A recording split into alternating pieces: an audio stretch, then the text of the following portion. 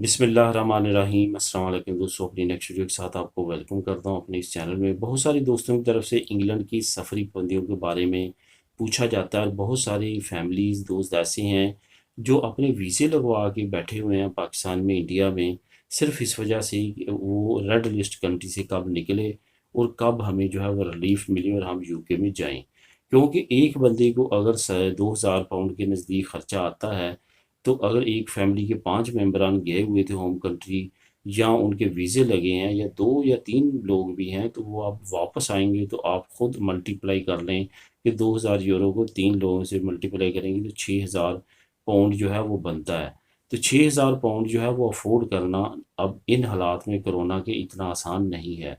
यही वजह है कि फैमिलीज़ वेट कर रहे हैं कि कब रेड लिस्ट से निकले पाकिस्तान या इंडिया, और बांग्लादेश भी इसमें शामिल है, तो उस वक्त जो है वो सफ़र किया जाए।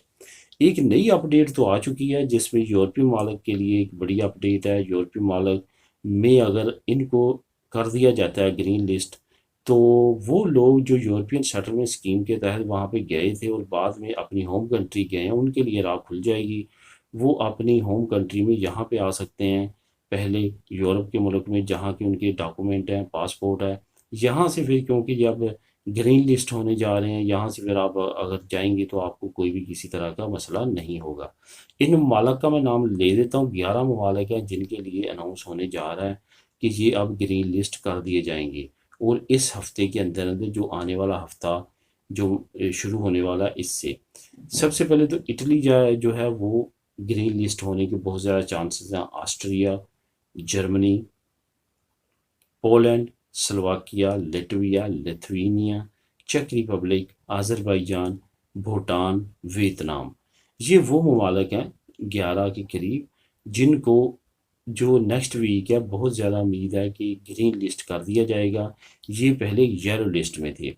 अब क्या तरीकाकार अपनाया जा सकता है कि अगर आप अपने होम कंट्री में इस वक्त हैं, पाकिस्तान में, इंडिया में, बांग्लादेश में, और आप यूके इस वजह से नहीं जा रहे कि वो रेड लिस्ट में आपको किया हुआ है, तो आप इन ममालिक के थ्रू सफ़र कर सकते हैं।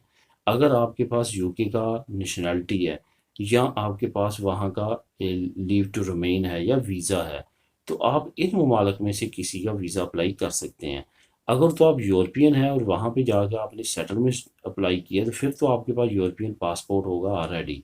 तो आप पहले इन ममालिक में आए, कुछ देर जहाँ पे गुजारें, इसके बाद आप यूके ट्रेवल करें तो आपको कोई भी मसला नहीं होगा।